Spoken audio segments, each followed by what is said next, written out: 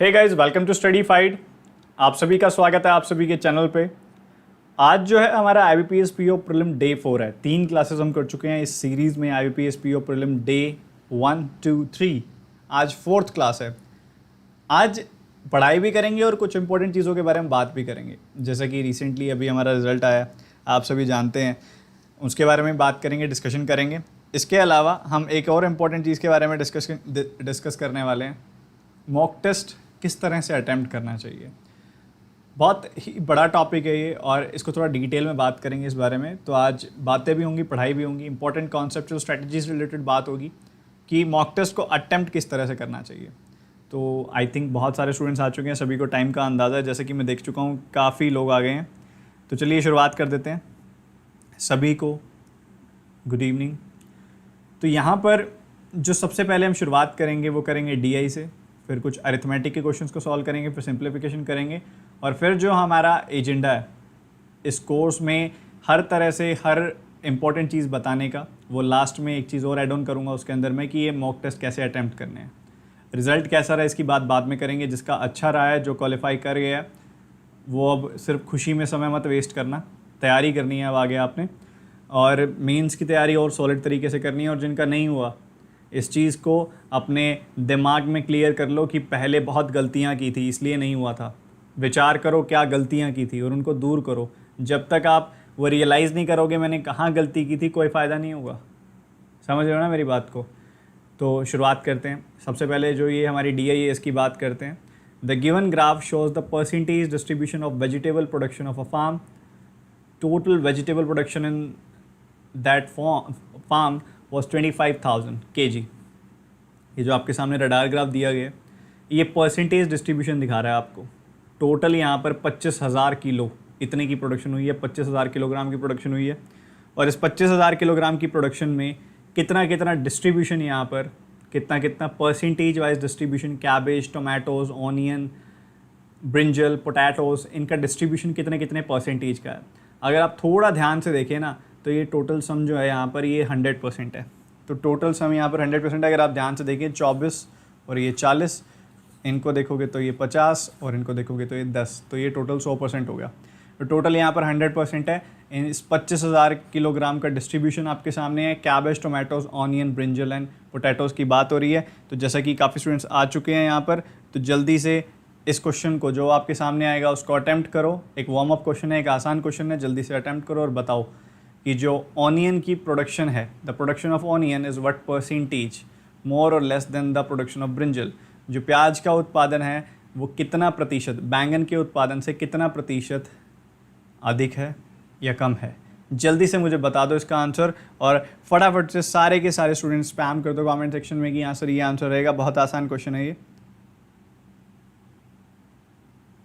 ठीक है, बहुत आसान क्वेश्चन है, इसलिए काफ़ी स्टूडेंट्स ने कर भी लिया होगा। तो आज का जो कंटेंट वर्क है, पढ़ाई वाला वर्क है, उसको जल्दी फिनिश करते हैं और फिर बात करते हैं कि किस तरह से मॉक टेस्ट को अटैम्प्ट करना चाहिए, किन चीज़ों का ध्यान रखना चाहिए। तो यहाँ पर अगर आप देखेंगे प्रोडक्शन ऑफ ऑनियन की बात हो रही है और प्रोडक्शन ऑफ ब्रिंजल की बात हो रही है। बहुत सीधी सी चीज़ है। ऑनियन यहाँ पर 16%, मत लगाओ, कैंसिल हो जाता है वैसे भी बाद में। और उसके बाद बात हो रही है ब्रिंजल की, तो 10%। तो ये जो 16 है वो 10 से कितना ज़्यादा है सर? 6 ज़्यादा है। 6 ज़्यादा कितने पर? 10 पर। तो 100 पर कितने का? अगर 6 ज़्यादा है 10 पर तो 100 पर कितना? तो ये सीधा सीधा 60% है। वैसे ही पता लग रहा है कि ये 60% है, कुछ सोचने की ज़रूरत ही नहीं है। एक आसान सा बेहद ही आसान क्वेश्चन। वार्म अप हो गया ना। चलो अब नेक्स्ट क्वेश्चन सॉल्व करो। If farm had decided to increase its cabbage production by 25% in the next year as compared to this year, then the cabbage production in the next year will be what percentage more or less than the potatoes production in this year? बताओ।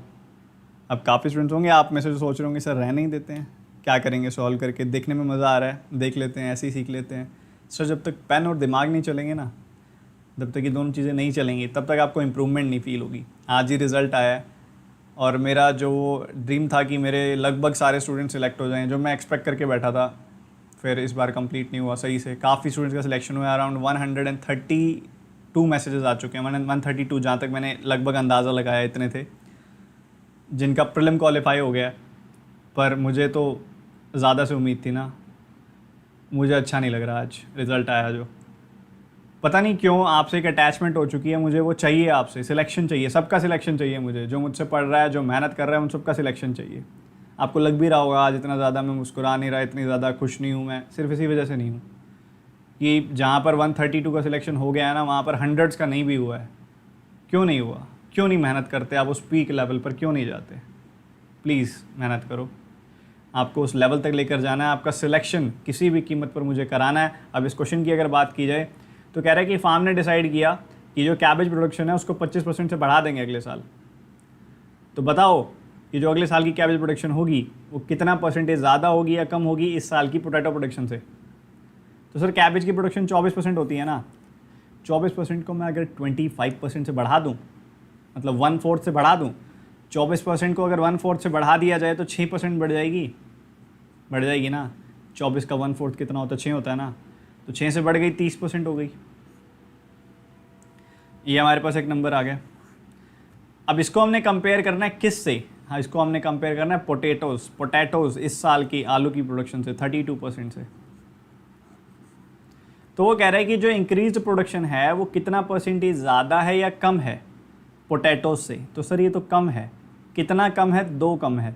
2 कम है कितने पर? 32 पर। तो 2/32, 2/32 into 100। ये है सीधी सी चीज़ आपके सामने, 2/32, 2/32 इंटू 100।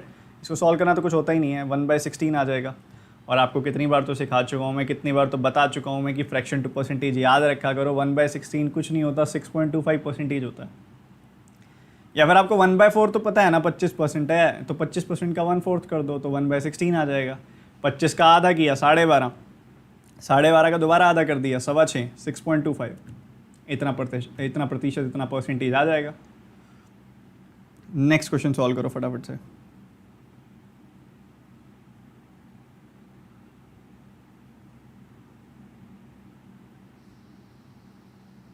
जल्दी जल्दी सभी के सभी सॉल्व करें और एवरेज बता दें कि टमाटरों, प्याज और आलू इन तीनों का एवरेज कितना है। अब आप में से काफ़ी स्टूडेंट्स कहेंगे कि सर स्टार्टिंग की वैल्यू दिखाओ, क्योंकि हम भूल चुके हैं कि टोटल कितना था। तो नालायकों, टोटल जो था वो 25,000 था। 25,000 किलोग्राम जो था वो टोटल था। इसका ध्यान रखा करो, जो स्टार्टिंग में रीड करते हो उसको भूला मत करो कि 25,000 किलोग्राम है। जो टोटल है वो 25,000 किलोग्राम है।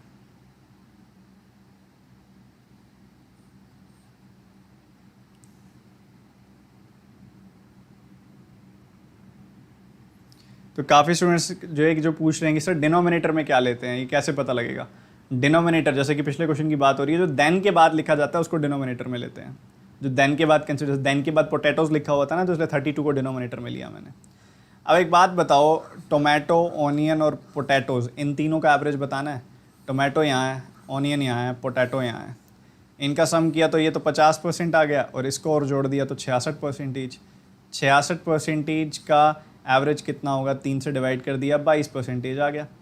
22% किसका? 22% इस 25,000 का। और 25,000 का 22% कितना होगा? 20% प्लस 2%। अब 10% 25,000 का तो 2500 होता है, तो 20% कितना हो जाएगा? 5,000 हो जाएगा। 20% अगर 5,000 हो गया तो 2% 500 हो जाएगा। तो 5,000 20% प्लस 500 2%, तो 5500 आएगा कि नहीं आएगा? आप बता दो। 5500 आ जाएगा यहाँ पर, फर्स्ट ऑप्शन आंसर आ जाएगा।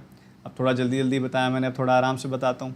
अब देखो ऐसा है कि यूजुअली क्या गलती करते हैं स्टूडेंट्स के अंदर, क्या करेंगे, उनसे पूछा गया है ना टोमेटो का, ऑनियन का और पोटैटोज़ का, वो करेंगे पहले 18% निकालेंगे जो दी गई वैल्यू आपके पास 25,000 का। 18% निकालेंगे 25,000 का, 16% निकालेंगे 25,000 का, 32% निकालेंगे 25,000 का, और फिर तीनों को ऐड करके 3 से डिवाइड करेंगे, फिर उनका एवरेज निकालेंगे। भाई क्यों? आपके पास कोई ज़्यादा समय है? आपको IBPS ने क्या 20 मिनट से ज़्यादा देने हैं? नहीं देने ना, तो क्यों टाइम वेस्ट कर रहे हो? पहले सीधा परसेंटेज का एवरेज निकाल दो। 20% प्लस 18% 50% प्लस 16% 66%। 66% सम आ गया, इसको 3 से डिवाइड कर दोगे तो आपके पास एवरेज आ जाएगा 22%। और जो ये 22% आएगा उसको सीधा निकाल दो 25,000 का, जो कि अभी हमने निकाला ही है। 10% 2500 है, तो 20% होगा 5,000, और 20% अगर 5,000 है तो यहाँ पर 2% 500 हो जाएगा। तो हमारे पास 5500 आ चुका है यहाँ पर, 5500 kg, यानी कि फर्स्ट ऑप्शन आंसर आ गया। Next question, if the difference between the production of cabbage and tomatoes is x, what is the value of root x plus 1000?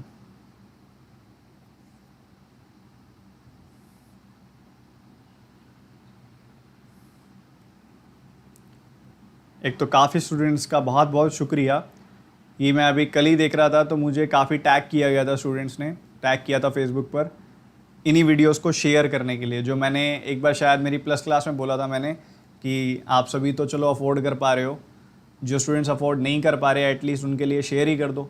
तो काफ़ी स्टूडेंट्स ने शेयर किया और काफ़ी स्टूडेंट्स ने मेरे बिना कहे भी शेयर कर दिया, जो इस समय यूट्यूब पर देख रहे हैं, जो यूट्यूब पर रेगुलर सेशन देखते हैं, उन्होंने मुझे वहाँ पर शेयर किया और मुझे फेसबुक पर टैग भी किया। काफ़ी अच्छा लगा मुझे कि एटलीस्ट मैं तो सोच रहा हूँ सबके लिए, आप भी सोच रहे हो सबके लिए, बहुत अच्छी बात हो जाती है ये कि आप इन सेशंस को शेयर कर रहे हो ताकि उन सभी स्टूडेंट्स तक, देखो फ्री सेशन है, मुझे कोई एफर्ट यहाँ पर, मुझे कोई ऐसा कुछ खासा फ़ायदा नहीं हो रहा है यहाँ पर कि अगर मैं रात को सेशन ले रहा हूँ तो आपके लिए एक्स्ट्रा समय निकाल रहा हूँ ना, तो मैं आपके लिए एफर्ट दे रहा हूँ, तो उन स्टूडेंट्स ने उन सभी स्टूडेंट्स के लिए एफर्ट दिया जो अफोर्ड नहीं कर सकते, तो बहुत अच्छी बात लगी मुझे ये। तो आपके लगते हैं 10 सेकंड पर शेयर कर दिया करो, इससे आपका तो बेनिफिट हो गया सेशन देखकर, उस बच्चे का भी हो जाएगा जो बेचारा सही तरीके सीख ना पाने की वजह से सिर्फ सिलेक्शन नहीं ले पा रहा, कैलिबर रखता है, मेहनत करने की क्षमता रखता है। ठीक है, तो कुछ ऐसी चीज़ें भी करनी चाहिए जो दिल को अच्छा लगे जो करके। ठीक है, इस क्वेश्चन की बात की जाए तो वो कह रहा है कि डिफरेंस क्या है कैबेज की और टोमेटोज़ की प्रोडक्शन का। पहले तो ये देखो, कैबेज का 24% प्रोडक्शन होता है और टोमेटोज़ का यहाँ पर प्रोडक्शन होता है 18%। दोनों के बीच का गैप कितना है? 6%। 6% किसका है सर? 6% ऑब्वियसली 25,000 का होगा जो टोटल है। सर इसका तो आपको पता ही है, यहाँ पर तो कुछ खासा करना ही नहीं है। 1% तो 250 हो गया, 1% 250, 2% 500, 500 का 3 गुना कर दो, 1500 आ गया। x की वैल्यू आ गई 1500, वो कह रहा है कि x प्लस 1000 कर दो, 1500 प्लस 1000 कर दो और उसका रूट कर दो। तो रूट कर दिया तो रूट 2500 आ गया। रूट 2500 तो हमको पता है कि 50 होता है, तो हमारे पास आंसर आ गया सेकंड ऑप्शन। समझ गए ना? अच्छे से समझ आ गया ना? एक बार बता देना कमेंट सेक्शन में। Next one,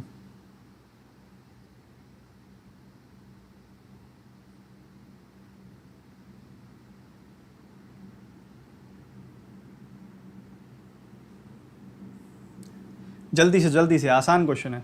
total production of cabbage and onion taken together to the production of potatoes. Ratio बतानी है, बहुत आसान है, जल्दी से बताओ, फिर आपको इंटरेस्टिंग सा ना अरिथमेटिक का क्वेश्चन कराता हूँ, देखते हैं उसमें मज़ा आएगा आपको। अभी मैं ज़्यादा लेवल हाई नहीं कर रहा DI का, पर 4-5 सेशन और होने दो इसके, जो हमारी सीरीज़ चल रही है ये डे 4, मतलब 4-5 टोटल होने दो, मतलब 5th-6th सेशन और होने दो, फिर आपको लेवल में इंक्रीज़ करके दिखाऊंगा, फिर और ज़्यादा मज़ा आएगा DI सॉल्व करने में। अभी मैं ना ये बिगिनर लेवल DI रख रहा हूँ ताकि सबको मज़ा आए, सब ये छोटे छोटे पॉइंट्स को समझें, क्योंकि एकदम से अगर मैं हाई लेवल की कराऊंगा ना तो ये छोटे छोटे पॉइंट्स मिस हो जाएंगे। एक जो PO कैटेगरी की हाई लेवल होती है ना, वो कराऊंगा प्रीलिम कैटेगरी की, ठीक है। पर उससे पहले ना ये जो इंपॉर्टेंट पॉइंट्स हैं, ये छोटी छोटी चीज़ें, ये समझना ज़रूरी है। तो अगर देखो टोटल प्रोडक्शन की बात हो रही है कैबेज और ऑनियन की, कैबेज 24%, ऑनियन 16%, ठीक है। 24 और 16 40% हो गया, 40 से लिख दूँ परसेंटेज, वो तो कैंसिल ही हो जाएगा। और पोटैटोज़ की बात कर रहा है जो 32 हो गया, परसेंटेज नहीं लिख रहा, कैंसिल हो जाएगा। तो यहाँ पर आप 8 से कैंसिल कर दो, 5:4 आ गया। तो 5:4 यहाँ पर फर्स्ट ऑप्शन आपका आंसर आ गया, सिंपल। चलो ये सॉल्व करो, ये इंटरेस्टिंग क्वेश्चन है। DI हो गई हमारी। In Delhi public school, 60% of the students are boys. In general knowledge test, 80% of the girls scored more than 40 marks out of the maximum possible 100 marks. If 60% of the students scored more than 40 marks in the same test, find the fraction of boys who scored 40 marks or less. Fraction बताना है, बताओ जल्दी से solve करो।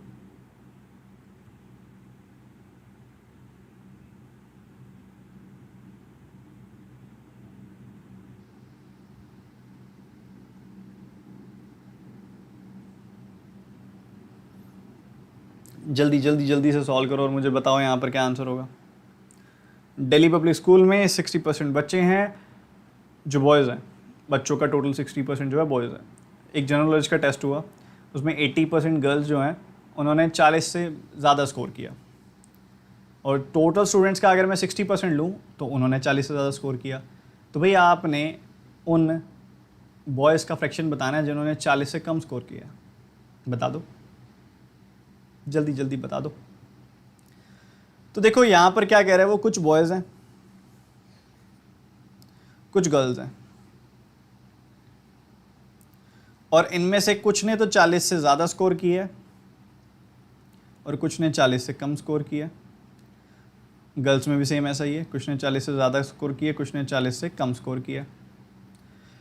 हम क्या करेंगे, हम मान लेंगे कि स्कूल में, जो स्कूल की बात हो रही है दिल्ली पब्लिक स्कूल, यहाँ पर टोटल बच्चे हैं 100, टोटल बच्चे 100 हैं, मैंने मान लिया। 100 में से कह रहा है 60% तो बॉयज़ हैं, 60% बॉयज़ हैं तो 40% गर्ल्स होंगी, 60-40 कर दिया। उसके बाद कह रहे हैं कि ये जो जनरल नॉलेज का टेस्ट हुआ था ना, इसमें जितनी गर्ल्स थी उनके 80% ने 40 से ऊपर नंबर लिए। गर्ल्स कितनी हैं? 40, इसका 80% 32, तो 32 ने 40 से ऊपर मार्क्स किए तो 8 ने 40 से कम लिए होंगे। सिंपल सी बात है। टोटल स्कूल की बात कर रहा है उसके बाद कि अगर मैं टोटल स्टूडेंट्स की बात करूं तो उसमें से 60% ने 40 से ऊपर मार्क्स स्कोर किए। टोटल कितने हैं? 100 में से 60 ने 40 से ऊपर मार्क्स स्कोर किए हैं। 100 में से 60 ने 40 से ऊपर मार्क्स स्कोर किए हैं। तो अगर 100 में से 60 ने 40 से ऊपर मार्क्स स्कोर किए हैं तो 32 तो यहाँ पर आ गए, बाकी कितने बच गए सर? बाकी 28 बच गए, तो 28 इस कैटेगरी में आएंगे। 28 ऐसे हैं, बाकी बॉयज़ ही होंगे 28 जिन्होंने 40 से ऊपर मार्क्स स्कोर किए हैं।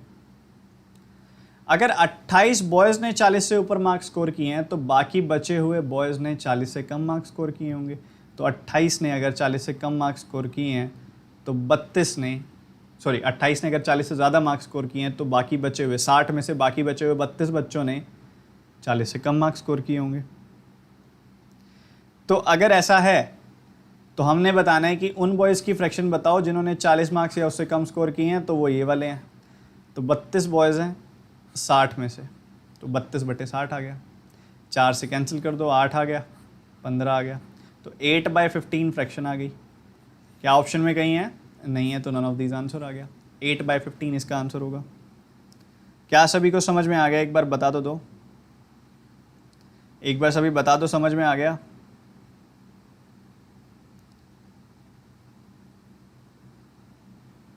चलिए अब नेक्स्ट क्वेश्चन पर चलते हैं। Mandeep sells a shirt to Govind at a profit of 25%. Govind sells it to Manav at the profit of 10% and Manav sells it to the Jayant at the profit of 5%. If Manav sells it for 231 rupees, find the cost price at which Mandeep bought the shirt.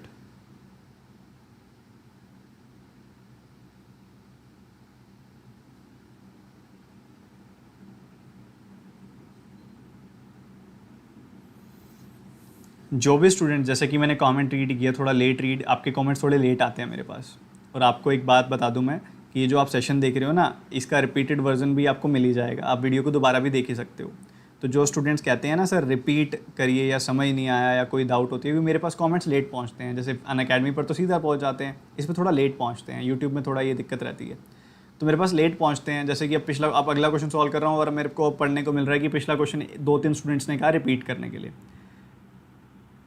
तो यहाँ पर आपको जब video मिल जाएगी ना, आप दोबारा देख लेना, परेशान मत हुआ करो, ठीक है। चलो इस क्वेश्चन की बात करते हैं। अब मनदीप ने इस शर्ट को सेल किया गोविंद को 25 रुपये। इसमें बहुत इंटरेस्टिंग मेथड बताता हूँ आपको, चलो ध्यान से समझना। अगर 25% का प्रॉफिट कोई ले रहा है, 25 मनदीप ने किसी शर्ट को बेचा गोविंद को 25% के मुनाफे पर, 25% के प्रॉफिट पर, तो मैं कह सकता हूं कि उसने 4 में ख़रीदा था, 1 का प्रॉफिट ले लिया और 5 में बेच दिया। कह सकता हूं ना, कोई दिक्कत तो नहीं है। तो यहाँ पर ये मनदीप की बात हो रही है, ये गोविंद की बात हो रही है, क्योंकि देखो 25% की फ्रैक्शन होती है 1/4, मतलब 4 का 25% 1 होता है। तो मान लो कि 4 यूनिट में मनदीप ने ख़रीदा था, 1 का फ़ायदा हो गया उसको, 5 में उसने आगे गोविंद को बेच दिया। सिंपल। चलो ये पता लग गया ना। उसके बाद ये बीच वाला हटा देते हैं, एक्स्ट्रा पार्ट, ठीक है। उसके बाद गोविंद ने क्या किया, आगे सेल किया किसको, मानव को, और वहाँ पर जो फ़ायदा हुआ 10% का हुआ। अच्छा 10% की फ्रैक्शन कितनी होती है? 1/10 होती है। तो मैं मान लूँ कि गोविंद ने 10 में ख़रीदी चीज़, उसको 10% का फ़ायदा हो गया, मतलब 1 का फ़ायदा हो गया, तो 11 में बेच दी वो चीज़ उसने। लिख सकते हैं, कोई दिक्कत नहीं है इसमें भी। तो ये भी हो गया, सिंपल सी बात। आगे उसने जो मानव को सेल की है, इसको मानव कर देते हैं क्योंकि ये MM सेम हो जाएगा, मनदीप हो गया ये, ठीक है। मानव ने आगे सेल की, मानव ने आगे सेल की जयंत को, और कैसे सेल की है, 5% के प्रॉफिट पर। 5% की फ्रैक्शन कितनी होती है, 1/20 होती है, मतलब 20 का 5% 1 होता है। तो मैं मान लो कि मानव ने 20 में खरीदी थी और आगे 5 में बेच दी, एक 5% इंक्रीज़ करके, मतलब 1 इंक्रीज़ करके बेच दी। 20 में 1 इंक्रीज़ होगा तो मतलब कितना इंक्रीज़ हो गया, 21 हो गया।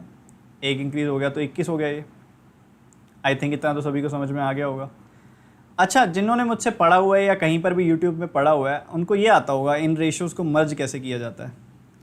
अगर मैंने इन रेशियोज़ को सबको मर्ज करना हो तो मैं क्या करूँगा, इन रेशियोज़ को मर्ज करना होता है ना, तो हमारे पास कुछ वैकेंट प्लेसेस होते हैं, जैसे ये वैकेंट प्लेसेस हैं सारे के सारे। इन वैकेंट प्लेसेस को फिल कर दो और वर्टिकली मल्टीप्लाई कर दो। ये एक तरीका होता है रेशियोज़ को मर्ज करने का। जिसने रेशियो एंड प्रोपोर्शन किसी टीचर से पढ़ा है उसको थोड़ा बहुत पता होगा इस बारे में। तो इन वैकेंट प्लेसेस पर क्या लिखते हैं, जो भी नंबर पड़ोस में होता है, नेबरहुड में होता है या फिर एडजेसेंट होता है, नेबरहुड में हो या एडजेसेंट हो, जो भी मर्जी समझ लो। जैसे कि ये 2 प्लेसेस हैं, ये 2 प्लेस जो हैं हमारे पास, एक ये और एक ये, इन दोनों के पड़ोस में, इन दोनों के नेबरहुड में एक ही नंबर है 5, तो इधर दोनों जगह 5 लिख दिया। अब ये ब्लैंक है, इसके नेबरहुड में 11 है तो यहाँ 11 लिख दिया। ये ब्लैंक है, इसके नेबरहुड में 10 है, इसको 10 लिख दिया।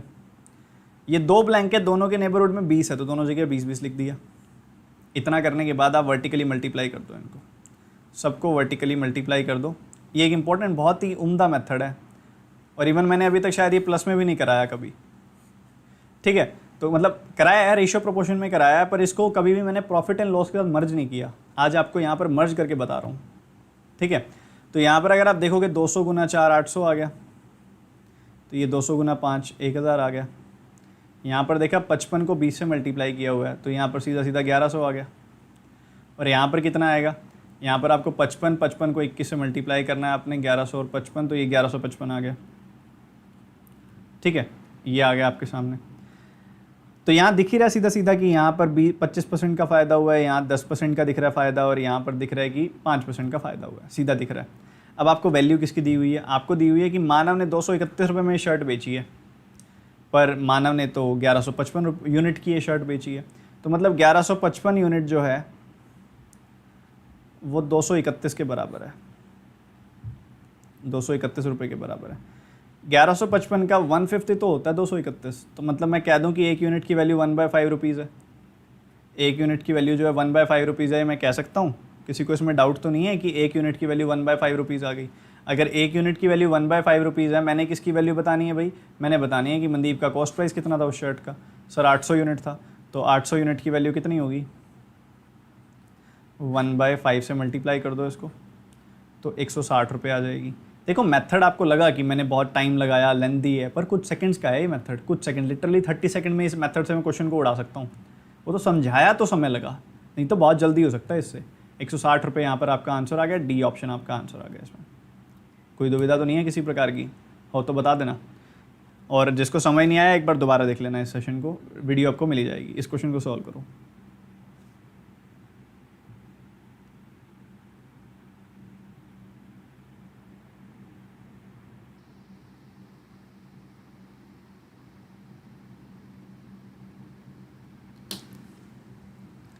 जो कह रहे हैं कि सर मैंने ऑप्शन से किया, ऑप्शन मेथड से किया, देखो ठीक है, आपकी कोई गलत नहीं है, पर अगर ऑप्शन में वो आंसर ना होता तो, और IBPS ऐसे एक्सपेरिमेंट बहुत करता है पेपर में कि आपको वो ऑप्शन में आंसर ही नहीं देगा, नन ऑफ दीज में आंसर छुपा हुआ होगा, फिर क्या करोगे।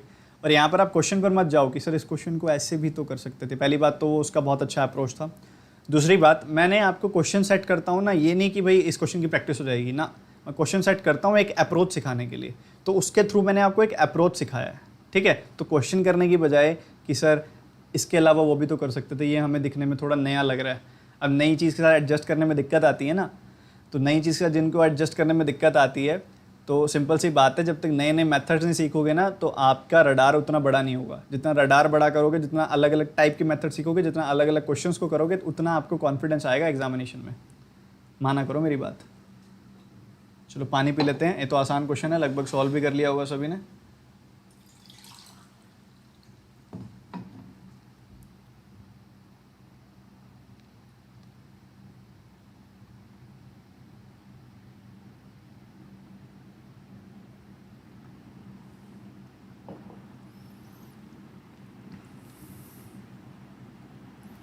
तो देखो ध्यान से, ये 676 है ना, यहाँ पर हमको क्लियरली पता है कि ये रूट करूँगा, ये किसका स्क्वायर है 676, किसका है बताना, याद है ना 26 का है। ये क्या है 529, 23 का स्क्वायर, तो ये लेफ्ट हैंड साइड चला जाएगा तो ऐड हो जाएगा, तो ये 49 आ गया ना। ये 19 सब्ट्रैक्ट कर दूंगा 49 में से, तो इधर तो 30 रह गया बस। 30 जो है किसी नंबर का 25% है, 30 जो है किसी नंबर का 1/4 है। किस नंबर का 1/4 होगा? 120 का 1/4 होगा 30, बस बात खत्म। और ये क्वेश्चन प्रीवियस ईयर क्वेश्चन है, ऐसा आता है ऑफिशियल ग्रेड में, देखो आपके सामने है। दोबारा बताता हूँ एक बार, देखो यहाँ देखा, इसका रूट करूँगा तो कितना आएगा 26 आएगा, इसका रूट करूँगा तो 23 आएगा, लेफ्ट हैंड साइड लेकर जाऊँगा तो ये 23 आ जाएगा, यहाँ पर ऐड हो जाएगा। यहाँ 19 है, ये 19, ये देखो 49 आ गया, ये 49 में से ये 19 सब्ट्रैक्ट कर दूंगा तो ये 30 रह गया ना बस। यहाँ पर जो 30 है ये 25% है किसी नंबर का, मतलब 1/4 है किसी नंबर का। 30 किसका 1/4 होता है? 120 का होता है। तो आ गया यहाँ पर ये आंसर। नेक्स्ट क्वेश्चन करो जल्दी से।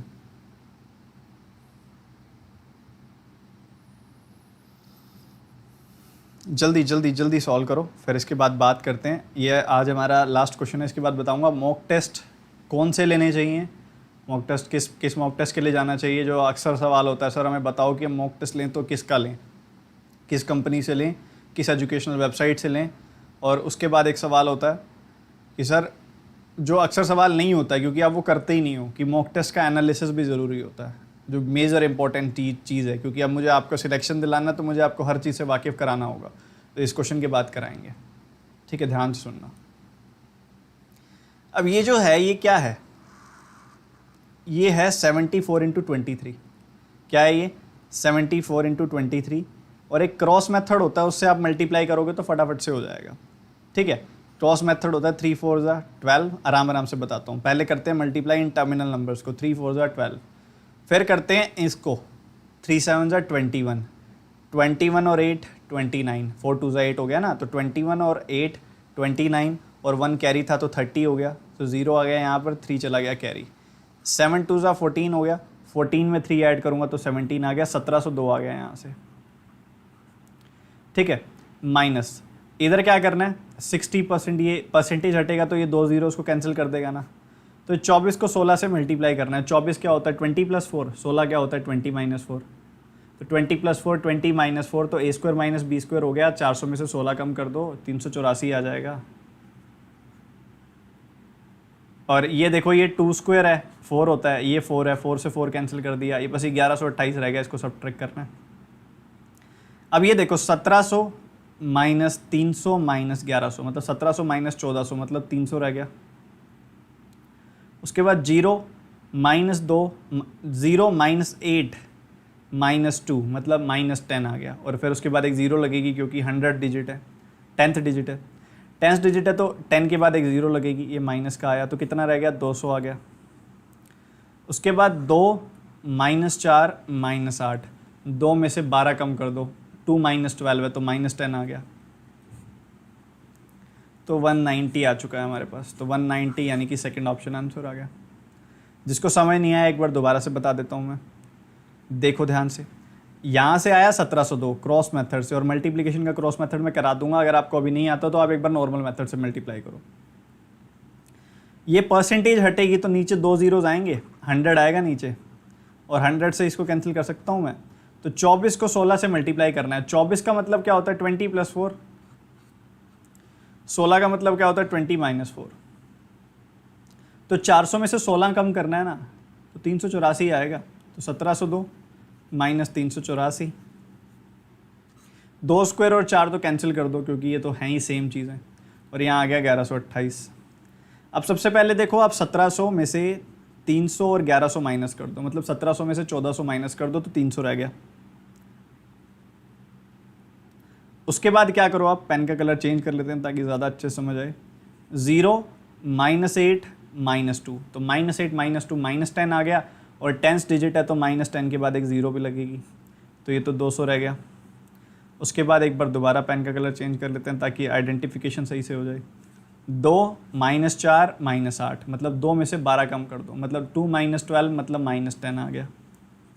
तो मतलब ये 190 आ गया हमारे पास, सीधा सीधा प्रोडक्ट तो आ चुका है हमारे पास ये। चलो अब एक स्लाइड और आपके सामने रखते हैं, चलो यहीं पर क्लियर करके समझा देता हूँ आपको। तो अगर आप देखें ये तो हो गया क्वेश्चन, ज़रा एक बार मॉक टेस्ट की बात कर लेते हैं। सबसे बड़ा सवाल मॉक टेस्ट का जो अक्सर रहता है कि सर मॉक टेस्ट कौन सा बाय करें, विच मॉक टेस्ट, बहुत बड़ा सवाल है ना ये कि सर मॉक टेस्ट कौन सा खरीदें। तो देखो मैं आपको 5-6 कंपनीज़ के नाम लेकर बताता हूँ, ये सारे मॉक टेस्ट अच्छे हैं, कुछ भी ले सकते हो आप। ऑलिव बोर्ड से ले सकते हो, प्रैक्टिस मॉक से, अड्डा 247 से। इसके अलावा आपको मैं बता सकता हूँ कि ये तो हैं सबसे जो मेन बैंकिंग के, जो एक्चुअल में जो बैंकिंग की क्वालिटी रखते हैं, जिनमें बैंकिंग के लिए परफेक्ट टेस्ट हैं, जो उनके नाम बताए हैं मैंने, ये ऑलिव बोर्ड, प्रैक्टिस मॉक, अड्डा 247, इन 3 जगह से आप ले सकते हो। और भी काफ़ी हैं, अब मैं सबके बारे में रिव्यू नहीं दूंगा, मुझे मेरे जो 3 पर्सनल फेवरेट हैं मैंने आपको बता दिए हैं, इनमें से किसी के लिए भी जा सकते हो आप। उसके बाद मेन चीज़ होती है मॉक टेस्ट का एनालिसिस करना। मॉक टेस्ट का एनालिसिस जो आपने करना है वो इम्पोर्टेंट है, इसलिए मैं कहता हूँ कि आप अल्टरनेट डेज पर मॉक दिया करो, डेली मॉक देने की ज़रूरत नहीं है, डेली मॉक टेस्ट देने की ज़रूरत नहीं है, अल्टरनेट डेज पर दो, एक दिन छोड़ कर दो। रीज़न क्या होता है कि मान लो आपने आज 1 घंटे का टेस्ट है, तो वो बैठने में, उसके बाद फिर सब देखने में, अपना सॉल्यूशन भी देखते हो आप, मार्क्स वार्क्स भी देखते हो, तो 1.5 घंटा लग जाता है ना लगभग, एक टेस्ट देने बैठते हो प्रीलिम का। उसके बाद कम से कम 1.5 घंटा आपको उसका एनालाइज करना चाहिए, एनालिसिस करना चाहिए। अगर सेम डे टाइम है तो सेम डे करो, नहीं तो नेक्स्ट डे करो, ठीक है। एनालिसिस जो होता है 3 फेजेस में होता है। सबसे पहला फेज होता है कि आपने कौन से क्वेश्चंस रॉन्ग किए हैं, रॉन्ग क्वेश्चंस। क्योंकि देखो आप एक बैंक एग्जाम एस्पिरेंट हो, आपको पता है कि क्वेश्चन की एक्यूरेसी की क्या वैल्यू है, ठीक है। अगर आप क्वेश्चन गलत कर रहे हो ना, तो उससे नेगेटिव चीज़ कोई नहीं हो सकती है आपके लिए, क्योंकि ये चीज़ आपको बहुत ज़्यादा ख़राब करेगी। नेगेटिव मार्किंग तो आपके लिए सबसे बड़ा दुश्मन है, नेगेटिव मार्किंग से जितना बचोगे उतना बढ़िया। तो सबसे पहले वो क्वेश्चन देखो जो आपने रॉन्ग किए हैं, गलत किए हैं। क्वेश्चंस गलत नहीं होने चाहिए किसी भी कीमत पर, क्वेश्चंस गलत नहीं होने चाहिए। तो जो क्वेश्चंस गलत है उनको दोबारा सॉल्व करो और देखो कि मैंने क्या गलती की है, उसको सुधार करो, एनालिसिस करो कि मैंने इन जगह पर गलती की है और वो मुझे नहीं करनी है अगली बार, चाहे कुछ हो जाए। और वो टॉपिक मेरा वीक है तो उसको मैं यूट्यूब वीडियो से, अनअकैडमी वीडियो से, मेरे चैनल पर वीडियो से, कहीं से भी देखूंगा, बेहतर करूंगा और तब जाकर सॉल्व करूंगा। नहीं तो एटलीस्ट लेवल 1 के, लेवल 2 के क्वेश्चन सीक्वेंस में लगाकर उसको बेहतर करूंगा, उस कॉन्सेप्ट को। सबसे पहला और सबसे इंपॉर्टेंट चीज़ ये है। उसके बाद अगली इंपॉर्टेंट चीज़ क्या है? उसके बाद अगली इंपॉर्टेंट चीज़ है कि आपने जो क्वेश्चन स्किप किए हैं उनको देखो, क्या क्वेश्चंस थे वो। अगर वो स्किपेबल थे, भाई थे, लेंदी बहुत थे, या मुझे वो कॉन्सेप्ट बिल्कुल नहीं आता था इसलिए मैंने छोड़ दिए थे, वो है देखो जेन्युइन चीज़। दूसरा क्या है कि मेरा वो टॉपिक वीक था, या फिर मैं यूजुअली जो है क्वेश्चन में जल्दबाजी में स्किप कर दिया, या मुझे लेंदी लग गया वो क्वेश्चन इसलिए मैंने स्किप कर दिया, तो ये गलत है। लेंदी क्यों लग गया भाई? क्यों लगा? क्योंकि वो टॉपिक वीक था। काम करो ना फिर उस टॉपिक पर, उस टॉपिक को अपनी टू डू लिस्ट में डालो। और स्किप जो किए क्वेश्चन, अगर वो स्किपेबल भी थे तो उसको दोबारा सॉल्व करो और उस क्वेश्चन के पीछे पड़ जाओ, उसका देखो यार ऐसे भी तो कर सकता था मैं, ये भी तो मेथड है इसका, ऐसे भी तो कर सकते थे। सॉल्यूशन देखो, अपना सॉल्यूशन बनाओ, पीछे पड़ जाओ जो क्वेश्चन स्किप किए हैं, जो गलत किए हैं उनके। तो ये हुआ। उसके बाद तीसरा, one of the most important sections, attempted questions में। ये सबसे इग्नोर करते हो आप, मतलब इसकी तरफ तो देखते ही नहीं हो जो सही हो जाते हैं। अटेम्प्टेड और करेक्ट क्वेश्चन होते हैं जो सही करते हो आप, इनकी तरफ तो देखते ही नहीं हो आप। अब मैं बताता हूँ, गड़बड़ शुरू यहीं से होती है। क्या गड़बड़ शुरू होती है कि सर आपको पता है जब आप मॉक टेस्ट देते हो ना, तो ऊपर टाइम लिखा आता है कि आपने उस क्वेश्चन पर कितना टाइम स्पेंड किया है। कभी देखना उसको, नंबर सीरीज़ पर 3 मिनट स्पेंड किए हुए हैं, सिंप्लीफिकेशन पर देखोगे तो 2.5 मिनट स्पेंड किए हुए हैं। सर 2.5 मिनट सिंप्लीफिकेशन पर, एक क्वेश्चन पर, नंबर सीरीज़ पे 3 मिनट एक क्वेश्चन पर, ना ही करते उसको अटैम्प्ट 3 मिनट में, तो कोई और क्वेश्चन 2-3 हो जाते हैं जिसमें आपने एक क्वेश्चन अटैम्प्ट किया। सर वो अटैम्प्ट करके लिए आपके एक पॉजिटिव नहीं लेके गया आपको, वो नेगेटिव ले गया आपके मार्क्स को एक तरह से। मतलब आने चाहिए थे 70, आ गई 50। क्यों भाई? मैंने कई क्वेश्चंस में टाइम ही ज़्यादा लगा दिया था, इतना टाइम लगा दिया था जितनी देर में मैं 3 क्वेश्चन कर लेता। और समझ रहे हो ना? तो इसी चीज़ को तो ठीक करनी है आपने, पर क्वेश्चन टाइम में तो कम करना है आपने। जो अटेम्प्ट किए हैं उनको दोबारा करो और बार बार करो। कम से ये सारे क्वेश्चन जो होते हैं ना आपके, उनको दोबारा तो सॉल्व करना ही है, और थोड़ा पीछे पढ़ के गहराई में जाके उसका एनालिसिस करके उसको सॉल्व करना है, उसको दोबारा करना है। तो बार बार करो और इंडिविजुअल सेक्शन जहाँ पर ज़्यादा टाइम दे रहे हो उसको डिक्रीज करो, उसका बेस्ट मेथड देखो, उसका बेस्ट अप्रोच देखो। और तीसरी और आखिरी चीज़ कि कई मॉक टेस्ट ऐसे भी हैं जिनका मैंने नाम लिया उनमें भी, और जो जिनका नाम नहीं लिया उनमें भी, कि कई बार क्या होता है एग्जैक्ट लेवल मैच नहीं होता कि यही एग्जामिनेशन लेवल है, मैच नहीं करेगा कई बार, तो आपके मार्क्स अच्छे नहीं आएंगे, उसके अंदर मार्क्स अच्छे नहीं आएंगे तो डिमोटिवेट नहीं होना। आपने टारगेट एक लेकर चलना है, ये नहीं टारगेट लेना कि मैं 70 मार्क्स लाऊंगा, 80 मार्क्स लाऊंगा, ऐसा टारगेट नहीं रखना। आपने टारगेट रखना है 2 मार्क्स का। अब ये 2 मार्क्स क्या है कि हर मॉक टेस्ट में, आज मैंने मॉक टेस्ट दिया, मान लो मेरे 30 मार्क्स आए, तो कल के मॉक टेस्ट में एट लीस्ट +2 करना है, मैंने 32 तो लेने ही लेने हैं, ठीक है। एट लीस्ट +2 लेकर चलो, +3 लेकर चलो, +5 से ज़्यादा मत टारगेट रखना, डिमोटिवेट हो जाओगे। +3 +4 +5 ऐसे टारगेट रखकर चलो कि इतने इतने नंबर तो मैंने हर बार बढ़ाने ही हैं अपने मॉक टेस्ट में। एक्सटेंडेड टारगेट मत लिखो कि मैंने 70 तक जाना है ना, वो पहुंचेगा ही नहीं वहाँ तक, परेशान हो जाओगे, क्योंकि लेवल कई बार उस वैसा नहीं आता, ठीक है। ये बेसिक सी छोटी मोटी बातें थी जो आपके लिए इंपॉर्टेंट थी। आज का सेशन ज़्यादा लंबा नहीं करेंगे, बहुत ज़्यादा थक चुका हूँ मैं आज सुबह से क्लासेस, और बहुत काम था कंटेंट बनाने को लेकर, तो अभी मुझे सोना है, सॉरी। थोड़ी आज क्लास जल्दी एंड करेंगे, कल दोबारा पढ़ेंगे हम, और उम्मीद करता हूँ आज का सेशन सही को सबको समझ में आ गया। अच्छे से दोबारा देख लेना अगर कहीं पर भी थोड़ा बहुत डाउट हो आपको तो अभी bye bye, good night, take care. जिनका रिजल्ट अच्छा आ गया RRB PO का, लग जाओ मेंस की तैयारी में। जिनका अच्छा नहीं आया, देखो पहले क्या गलतियाँ की थी और आगे वो गलतियाँ नहीं करनी है, क्लियरली नहीं करनी है वो गलतियाँ, उनको इम्प्रूव करो और इस बार IBPS PO किसी भी कीमत पर क्वालिफाई करके दिखाना है। Goodbye, good night.